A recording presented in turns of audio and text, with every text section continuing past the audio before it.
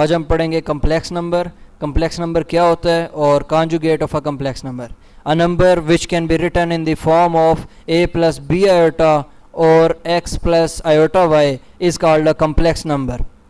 Conjugate complex number होता है जी for a complex number z is equal to x plus iota y the complex number z bar is equal to x plus iota y bar. अब हमारे पास ये जो z है ये complex number है जिसमें x जो है वो रियल पार्ट है और आयोटा y जो है वो इमेजिनरी पार्ट है। तो अब इसका जब हम बार लेंगे तो इससे होगा ये कि आयोटा वाली जो रकम है उसके साथ अगर प्लस का साइन है तो वो माइनस में चेंज हो जाएगा और अगर माइनस का साइन है तो वो प्लस में कन्वर्ट हो जाएगा। Is called conjugate of z। तो इसे हम z का कॉन्जुगेट कहेंगे। Here z and z bar have same real part but their imaginary parts differ in sign. तो यहाँ पे हम देख सकते हैं कि z के अंदर जो x की साइन है वो पॉजिटिव है और z बार में भी x का साइन पॉजिटिव है, तो ये रियल पार्ट्स हैं। इसी तरह इमेजिनरी पार्ट वो होता है जिसके साथ आयोटा लगा होता है, तो उसका साइन यहाँ पे पॉजिटिव है और z बार के अंदर y का जो साइन है वो नेगेटिव है। तो इस वजह से हम ये कह सकते हैं कि z और z बार जो हैं वो एक दूसरे का कॉन्जुगेट हैं। Thus 5 plus 4 iota and 5 minus 4 iota are conjugate complex number। इसी तरह से हम ये भी कह सकते हैं कि 5 plus 4 iota एक complex number है और 5 minus 4 iota एक conjugate है उस पहले complex number का, और ये दोनों एक दूसरे के conjugate complex number हैं। Note, if z is equal to z bar then z is called self conjugate since for a belongs to r a bar is equal to a। इसमें यह कहा गया है कि अगर हमारे पास कोई कम्प्लेक्स नंबर जो है वो अपने कॉन्जुगेट के इक्वल हो तो हम कह सकते हैं कि जो z है वो सेल्फ कॉन्जुगेट है। जैसा कि अगर हम रियल नंबर कोई सा भी लें जैसे a है तो उसका जब बार लेंगे तो आंसर में भी a ही आएगा। जैसे इसमें हमने ऊपर देखा कि z is equal to x plus iota y में x के ऊपर बार लेने से कोई असर नहीं पड़ा, तो इसका मतलब हुआ कि अगर हम कोई रियल नंबर लेते हैं तो उसका जब कॉन्जुगेट लेंगे तो आंसर में भी रियल नंबर ही आएगा। तो ऐसे कम्प्लेक्स नंबर को हम कह सकते हैं कि वो एक सेल्फ कॉन्जुगेट है। इसी तरह से every real number is a self conjugate. तो इस बात को हम इस तरह से भी लिख सकते हैं कोई भी रियल नंबर अगर हमारे पास है तो उसका कॉन्जुगेट लेने से भी उस पर कोई असर नहीं पड़ेगा। कॉन्जुगेट जो होता है बेसिकली वो इमेजिनरी पार्ट का साइन चेंज करता है, रियल पार्ट पे उसका कोई असर नहीं होता। इसी तरह पावर्स ऑफ आयोटा, अगर हम आयोटा का स्केयर लेंगे तो उसका आंसर -1 होगा। इसी तरह अगर आयोटा है हमारे पास तो उसकी वैल्यू जो है वो है √-1।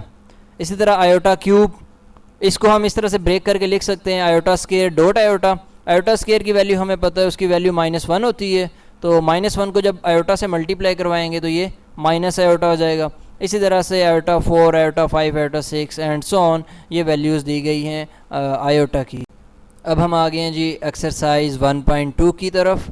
एक्सरसाइज 1.2 में पहले 2 क्वेश्चंस जो हैं उनमें तो जस्ट लॉज को बारे में बताना है कि कौन से आइडेंटिटी यूज़ हुई है। हम चलते हैं क्वेश्चन नंबर 3 से स्टार्ट करते हैं। Verify the distributive law of complex numbers. तो ये हमारे पास एक क्वेश्चन है A B into C D plus E F is equal to A B C D plus A B and E F. तो हमने प्रूव करना है कि हमारे पास ये जो लेफ़्ट हैंड साइड है वो राइट हैंड साइड के इक्वल है। सबसे पहले हम लेफ़्ट हैंड साइड लेते हैं। लेफ़्ट हैंड साइड में हमारे पास जो वैल्यू है उसको सेम एज इट इज़ उठाया यहाँ से और यहाँ पे लिख दिया। उसके बाद सबसे पहले हमने करना ये है कि ऐड करना है, तो रियल को रियल पार्ट के अंदर ऐड करेंगे और इसी तरह इमेजनरी को इमेजनरी पार्ट के अंदर ऐड कर देंगे। उसके बाद मल्टीप्लाई, तो मल्टीप्लाई करने का ये तरीक़ाकार है जब 2 कम्प्लेक्स नंबर ऑर्डर पेयर की फॉर्म में दिए हों तो आपने पहले रियल नंबर जो है उसको मल्टीप्लाई करना है रियल नंबर के साथ, बीच में हमेशा माइनस का साइन आएगा, और इसी तरह दूसरे नंबर को दूसरे नंबर के साथ आपने मल्टीप्लाई करना है, फिर कॉमा, और उसके बाद पहले को पहले से किया था पहली दफ़ा मल्टीप्लाई, अब पहले को दूसरे से करना है और दूसरे को पहले से, और इस दफ़ा बीच में प्लस आएगा। फिर ए को सी से मल्टीप्लाई, ए को ई से एंड बी को डी से और बी को एफ से, और प्लस माइनस माइनस का साइन आ जाए। इसी तरह फिर ए को डी से और फिर ए को एफ से, इसी तरह से बी को सी से और बी को ई से। इसको हम इक्वेशन 1 का नाम दे के यहीं पे स्किप कर देंगे। अब हम राइट हैंड साइड की तरफ चलते हैं। राइट हैंड साइड को लिखने के बाद हम क्या करेंगे, इसमें भी वैसे ही हमने मल्टीप्लाई करना है। तो रियल पार्ट को रियल पार्ट से मल्टीप्लाई, इमेजनरी को इमेजनरी से मल्टीप्लाई करके बीच में माइनस, और फिर एक बार रियल को इमेजनरी और इमेजनरी को रियल से मल्टीप्लाई करके बीच में प्लस का साइन लगा। और यही काम हम इन दोनों रियल नंबर, इन दोनों कम्प्लेक्स नंबर्स के साथ भी करेंगे। उसके बाद एडिशन का साइन है तो हम ऐड कर लेंगे, और रियल को रियल में ऐड करना है और कम्प्लेक्स को कम्प्लेक्स नंबर में ऐड करना है। इसको हम इक्वेशन 2 का नाम दे देंगे।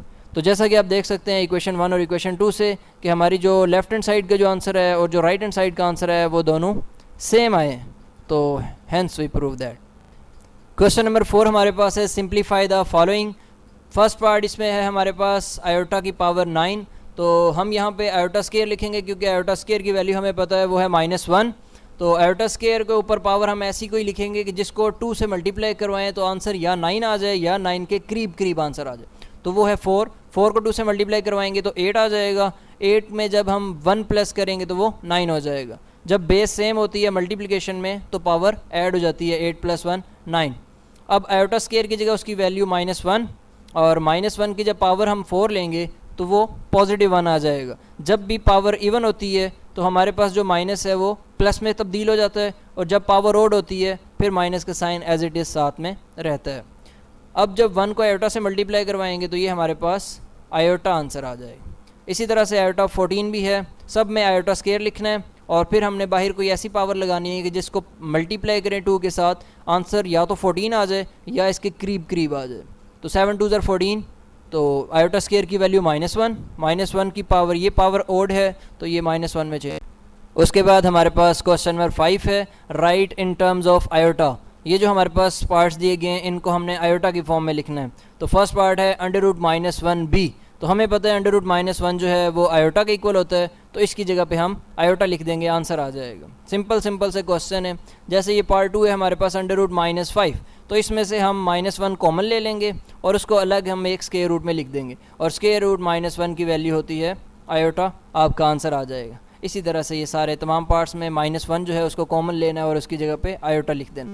उसके बाद पार्ट नंबर 6 है हमारे पास। इसमें हमारे पास एक कम्प्लेक्स नंबर दी है, उसको हमने ऐड करना है एक दूसरे कम्प्लेक्स नंबर में। ये जो कम्प्लेक्स नंबर है हमारे पास ऑर्डर पेयर की फॉर्म में। ऑर्डर पेयर की फॉर्म में कम्प्लेक्स नंबर्स को कैसे ऐड करते हैं, बहुत सिंपल है। हमने रियल पार्ट जो है उसको रियल पार्ट के अंदर ऐड करना है, और जो इमेजिनरी पार्ट है उसको इमेजिनरी पार्ट के अंदर ऐड करना है। सिर्फ इसमें ये होता है कि आयोटा की हम नहीं लिखते, उसकी जगह कॉमा लगा देते हैं। उसके बाद 7 + 3 10 हो जाएगा, और 9 - 5 4 हो जाएगा, और ये हमारे पास आंसर आ गया 10,4। इसको अगर आप लिखना चाहें आयोटा की फॉर्म में तो ये हो जाएगा 10 + 4 आयोटा।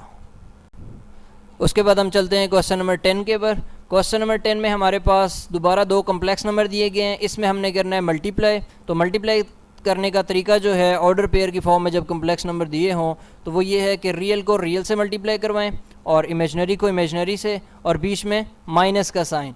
इसी तरह फिर कॉमा, अब रियल को इमेजनरी से मल्टीप्लाई करवाएं और इमेजनरी को रियल से, और बीच में प्लस का साइन, और फिर 0 0 0 हो जाएगा। 3 5 15 एंड 0 × 5 0 एंड 3 × 0 0, -15 एंड 0 आंसर।